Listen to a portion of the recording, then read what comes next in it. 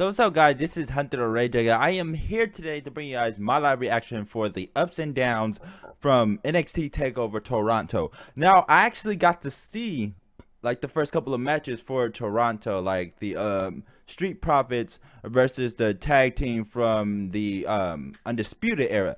That fight was hyped. I absolutely enjoyed that, and the actual finish wasn't that bad either. And this was like my first time actually taking a second to watch an actual takeover, and so I was thoroughly enjoyed it. And I am so mad I had to actually go to work that night because I was like, ugh, this is so good. I just want to stay home and just watch the entire takeover event. And then I think, let me see, who else did I see? I seen Mia Yim versus Shayna Baszler. Shayna and Mia Yim went in. I enjoyed that match a lot. Ooh, that was some good stuff from like the women of NXT. Those girls, those two, both of them, they look like they have a future. They look like they're gonna have a future when they eventually go to the main roster, if they ever do. Because that was just so good, and just to see like the stuff that they were doing in there, I was just like, damn, this is brutal. I enjoyed that match as well. And then of course, I think the last two matches I seen was the Velveteen Dream versus Pete Dunne versus, oh shit, I forgot the other guy's name. I don't think it was Bobby Fish. Was it Bobby Fish? Um I'm sorry, I forgot the dude's name. We're gonna find out in the upside down video. But I enjoyed that match too, and I'm so glad the Velveteen Dream actually retained, because I was like, ooh, he's probably gonna lose here, huh? Because they got Pete Dunne, who is a 2-year UK NXT champion, and then we have the guy from the Undisputed Era. Because I actually watched the video before Takeover. They stated, "Oh, I make a prediction." Well, Adam Cole said, "I'll make a prediction like in 2019, the Undisputed Era are gonna be drifting in gold." But of course, Takeover, it didn't happen because two of them obviously lost, and I haven't actually watched the video to see who else actually won. So yeah, I'm looking forward to this. Let's go ahead and jump into this video.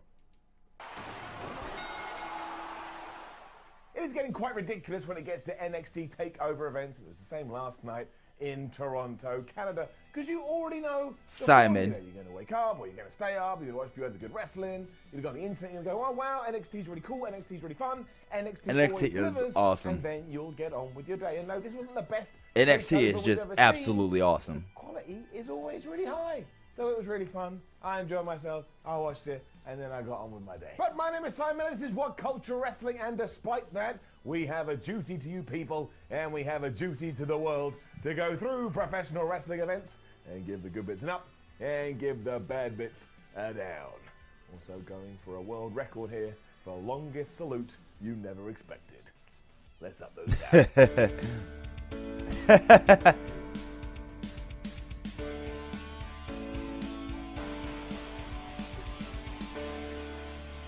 Shayna Baszler.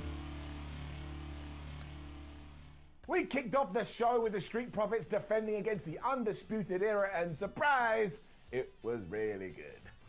Give it up. Just an awesome back and forth match with Montez Ford and Kyle. Montez can hop. That boy got some hops. Why I enjoy Ford pretending to I swear. be so much. He's like, I think he's 2 inches taller than me, and he can freaking hop.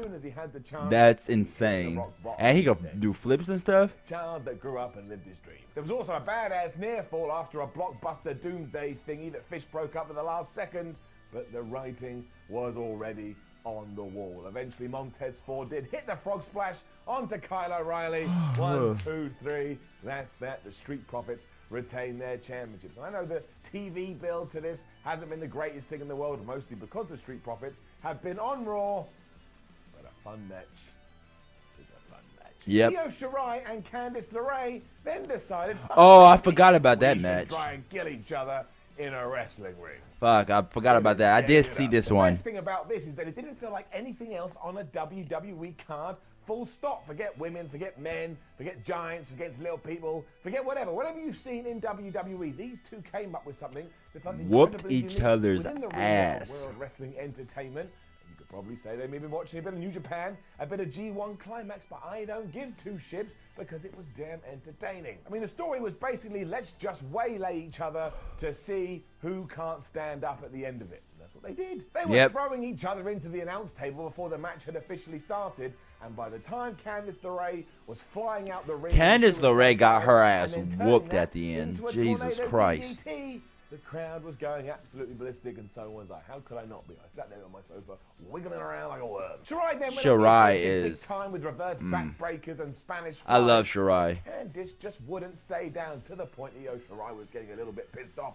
Like, do you want me to do the worst thing in the world? Because I'll do it. It was almost painful how crazy this got towards the end, but that all tied in to the finish, because when Io finally locked in the Kuji clutch, and she'd already that's what it's called? Before this point, LeRae had no choice. Well, she could have tapped out, but she didn't. But she held on until her body gave out on her, and the ref had no choice but to call it. And that, my friends, is how you book a match and somebody loses, but they come out loses side, clean still too, feeling like a winner, even though in the record books it won't say they're a winner. I mean, if you watch this and don't feel any kind of sympathy or empowerment or something towards Candice LeRae, you watch the wrong match. You'll also be suitably surprised, because I didn't see anybody really rambling or raving about this beforehand, but afterwards, probably the best match of the night. Then Matt Riddle appeared from nowhere, and he was really mad, and he kicked his shoes off, because that's what Matt Riddle did. Oh yeah, I think NXT TV show, if you have been watching, because Killian Dane keeps attacking him, and the Bro King Killian Dane came out of nowhere and freaking gored his ass. I was like, it looked like Matt Riddle got hit by a bus. Why, they're just a bunch of NXT wrestlers. I saw that one too. Damn. I can't believe I forgot about that. Came out to break it up, including this one poor guy, because Killian and Matt were on top of the rampway. They charged at each other, and they were going to fall. Killian was whooping Matt's ass though throughout this entire thing. Killian was just whooping Matt Riddle's ass. To a point, because of course it continues that feud, and we can wait to see what will happen in the coming weeks. Is Matt Riddle getting punished? And I also thought, do I need this? Because it kind of looked like he wasn't fighting back all that well. Like 15 minutes. Kind of went that way. It just seemed one-sided, and it's never really one-sided. It's never one-sided like that. Followed though, and he did his entrance as the Mountie. Oh God, that was hilarious. The Mountie, all over the place. Velveteen Dream was coming out. He used to go, oh, the Mountie. That shit was funny. Really weird. It was about as weird as Repo Man, and that's why this doubly excited me, because maybe there is still hope for the man who repossesses your things. This was a triple threat. This is getting it up. It was for the North American for a minute there, I thought you said they got it down. Championship, Wait, what did he? 3 people in the ring. This followed the usual 3 people are in the ring rules, which is this. If you don't know, maybe you're brand new to wrestling. 3 people may start, but then you get rid of one of them. They whooped each other's then you choose ass. one of those to get rid of. The other person then comes in the ring, and those 2 start having a fight. Although freaking Velveteen Dream was selling like crazy in this match. Was when it was Pete Dunne and Velveteen Dream were in the ring, and obviously Pete Dunne's really serious, and Velveteen Dream is quite the character. And he just started gyrating and and the freaking announcer was like, he trying to Velveteen Dream bringing out his inner Rick Rude. I was like, what? Sharpshooter at one point. Obviously, everybody loved that, because why the hell wouldn't you? And there was also and then he just looked at awkward, which is like, Roderick strong. Oh, that shit was funny. And it was this ring awareness that would serve the Dream to the very end, because then in a role reversal, that fool hit a coast-to-coast drive. Take on Pete Dunne, and off the top came the hero of the hour. It was Velveteen. He broke that up. He stole the pin. Purple Rain make it coast-to-coast. That's what it was. Because coast-to-coast from that side to this side, and then the Purple Rainmaker, the elbow drop. Velveteen Dream needs to be treated like some kind of prized asset where nothing can go wrong. Because if you put him on the main roster and you just tick all the boxes, he will be like the antithesis to Bray Wyatt. But there'll be 2 character actors Reminding you why I want to so see cool him begin versus with. Dolph Again, Ziggler. you've got Bray Wyatt, who's dark and scary, and you've got Velveteen Dream versus Dolph Ziggler, 2 show-offs basically, and Velveteen versus Bobby Roode, or is he Rick Roode now?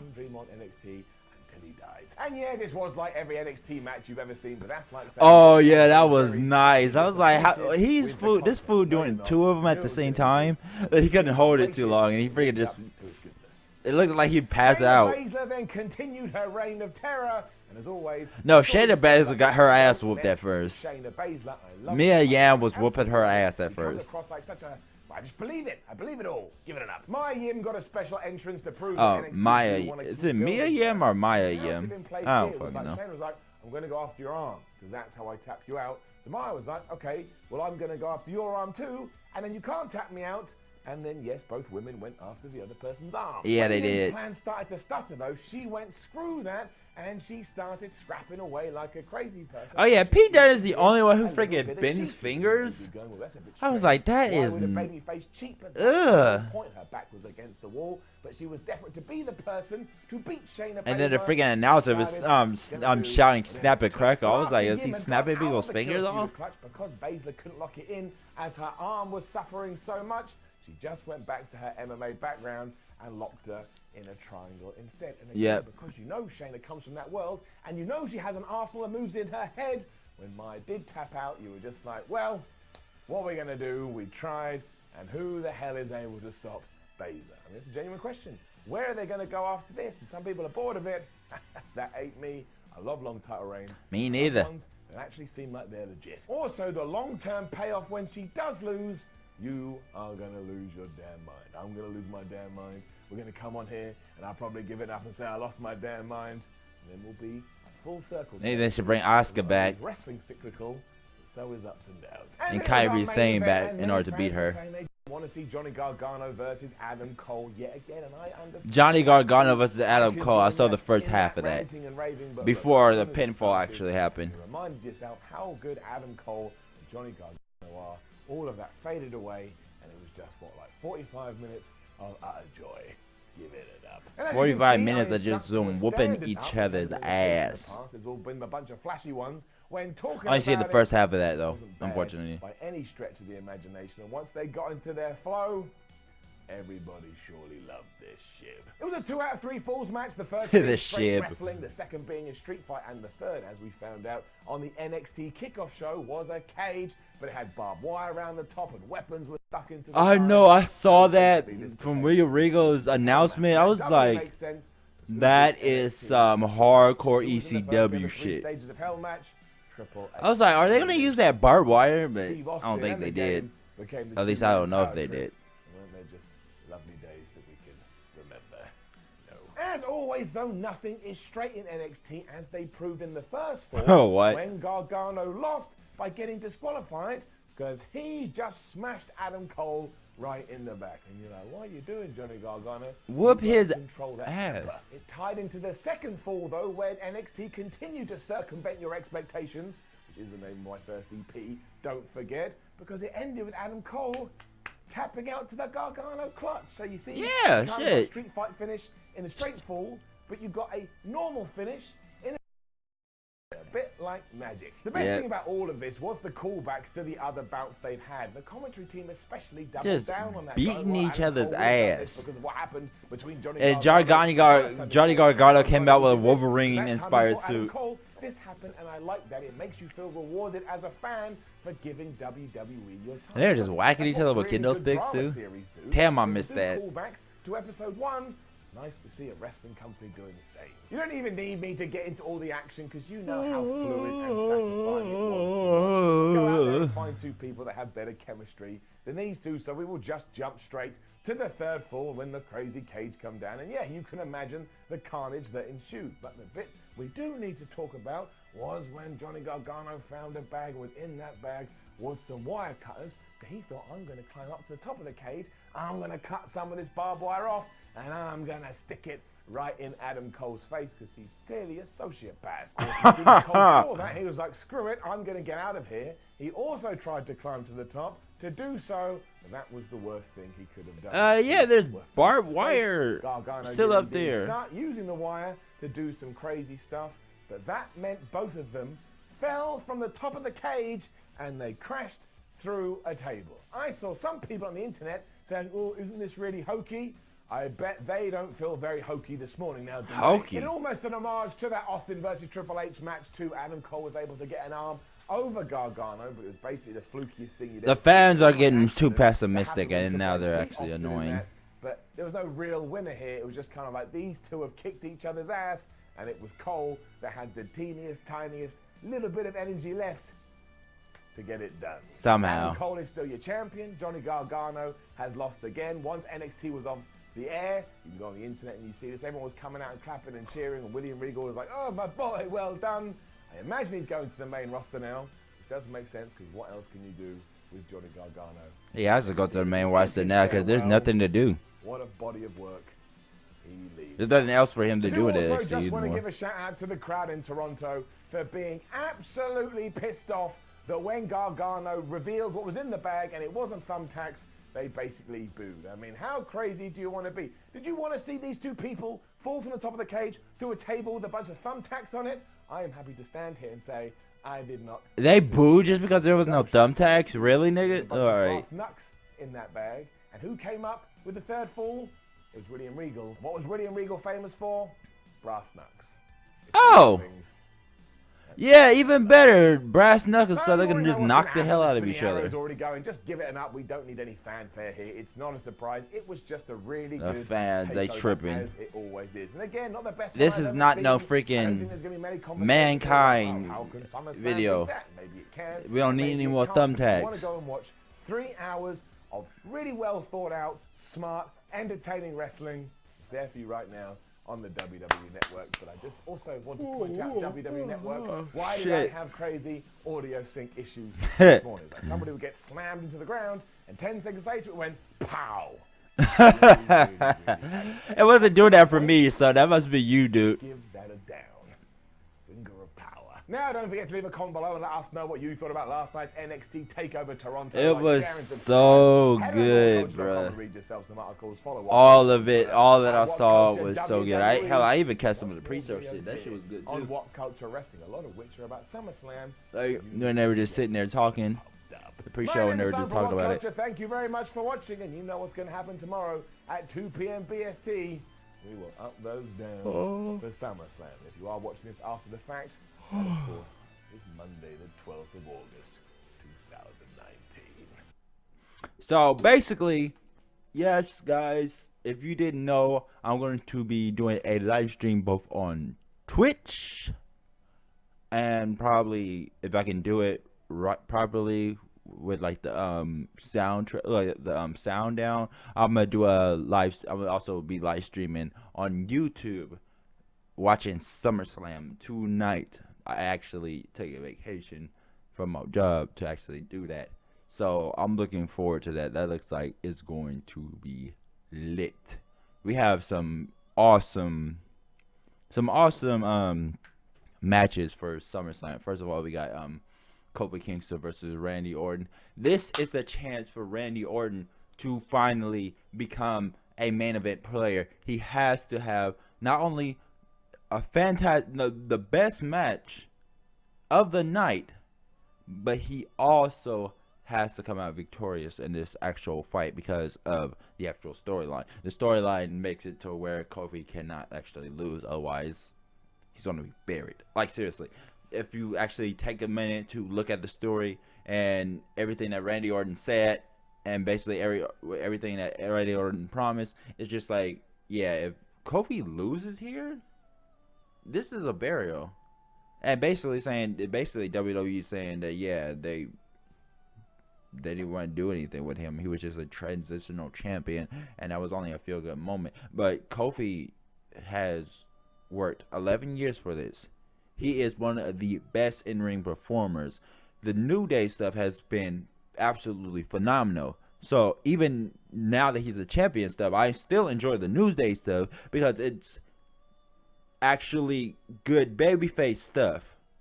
Like, he's a babyface. Now he's been a babyface with the New Day for a while now, and him as the WWE champion needs that needs is still giving out that positivity and stuff like that. Yeah, because he's a babyface. Like later on, down the line, if he still had the title, him turning heel and still doing that, yeah, it actually would work too, because it's just like as a heels, they were basically smart asses. Like they were comedic a lot, but most of their shit was just being smart asses. But as like a baby faces, he's like a phenomenal role model. Like the power of positivity is something that, like, yeah, you want your baby face to actually be about, even though it's like, yeah, we want the company to be like a serious guy, but then it's like we had serious guy after serious guy after serious guy as the WWE champion, as a face for decades. So now that we have something new, it's actually a refreshing thing to have someone like Kofi Kingston a part of the New Day, and representing like the WWE Championship, because it's just like, this is new, this is interesting. Kofi Kingston actually makes it work, actually makes it believable. His good in ring skills and his actual good personality makes all of this stuff interesting. So I enjoy the fact that even though the New Day stuff is goofy and stuff like that, it's actually refreshing and good stuff. So unlike other people who like, he needs to stop being with the New Day, now he's WWE champion. I'm like, no, he does not, because there's no reason to. Like, all this stuff is the stuff that he's doing is actually good. We don't need copy paste serious guy all the damn time. So yeah, I'm enjoying all this new stuff with Kofi Kingston, because it's actually believable, and it's actually something I like to see in my champion, like right now. So I do enjoy that. And then we have Dolph Ziggler versus Goldberg. That's going to be a squash match. I don't even think anybody is actually really caring about that, but it's because it just comes off as like a squash match. If Dolph actually wins, though, I'll be like, okay. I would not be against that, because it's like Goldberg, a veteran, putting over somebody who hopefully they will start pushing then, because you can't have him beat Goldberg and not get pushed. Because if they had, I'm saying, I don't even think he's gonna actually beat Goldberg, but I'm saying if he actually does beat Goldberg and he doesn't get pushed, I would be like, well, that was a fucking waste of time. Why the fuck would you do that? Why the fuck would Goldberg do that if you're not gonna do nothing with Dolph Ziggler? And then Shane McMahon versus Kevin Owens. I just want to see Kevin Owens whoop his ass and actually win. I am so annoyed that throughout the entirety of Shane McMahon's heel turn, The Miz never won. And it was just like, he should have won at WrestleMania. That big ass spot that they did, he should have actually that should have been a knockout. That should have been a knockout, and he should have actually won that one. And then they had another pay-per-view where he lost again through some shenanigans, and I'm just like, The Miz lost again. Why is The Miz losing to Shane McMahon? Why are we pushing Shane McMahon over The Miz? And then now that we have Kevin Owens, I swear to God, if Kevin Owens loses this match, oh, I will be so annoyed. Like, I'm not even kidding. I will be seriously annoyed. And then we have Brock Lesnar versus Seth Rollins. I don't even know who's gonna win that one. Like, to tell you the truth, and I'm just like, or like, really? Again? We've already had this? Like, at this point, I just want Roman Reigns to take his spot and win the Universal title back, because Roman Reigns actually should have the title. Like, seriously. He didn't lose it. I mean, the only reason why he lose it was that leukemia mess, but now that he's back, I would actually rather him be the champion now. I might be the only one doing this, and Roman Reigns is not even on the fucking thing. And then my other match of the night, Bray Wyatt versus Finn Balor. I am so annoyed that we're not getting a Demon this year.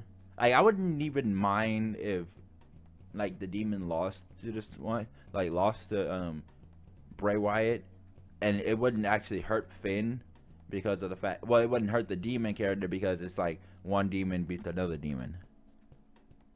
Okay, I mean, and then if but we all know Finn is going to go away for like 2 months. If he comes back, and then they like re-amp their feud, I think the Demon and Bray Wyatt can actually like have Bray Wyatt like win matches, have Finn like win a couple of like the main like couple of them, but have Bray go over like any pay-per-view matches that they have, and then their thing culminates all the way at WrestleMania. I would enjoy that. I'll also like it if Bray Wyatt actually became the champion by the end of this year, but I don't. That's not gonna happen, unfortunately, because WWE is. So yeah, that's out the window. But those are the matches I'm actually looking forward to. I think, isn't it Bailey versus Ember Moon? I want Ember Moon to win. Ember Moon needs to win. Like seriously, they held her back for too long. She needs to win the women's championship. So she needs to win. I think was Becky. Uh, I can't remember any other matches off the top of my head. So, but we'll be seeing it. I'll be talking about it once I get the live stream ready. The live stream will be at 7 o'clock. So look forward to that. So this has been Hunter the Ray Jug, and I will see you guys during my live stream. Make sure you guys subscribe if you're new to the channel. You enjoy my content and you're looking for more content from me, because not only do I live react to WWE stuff, which I'm actually going to start doing now, I also play a lot of video games, so you guys can see that as well. And I'll also be playing, I guess, WWE 2K. So like I'll be doing matches and stuff like that, putting on pay-per-views and stuff like that, because you can do that. So that might be fun to actually do and like get my chops up, because I want to act like I'm announcing, and that's gonna be like funny. I'm gonna be like over the top and funny. I'm gonna try to be over the top and funny, so I look forward to that. I'm gonna try to set that up. And there's other stuff like today I have to do, like I have to do a live stream of Fake Grand Order, so look forward to that as well. So this has been Hunter Ray Dragon, and I'm signing out. I will see you guys later.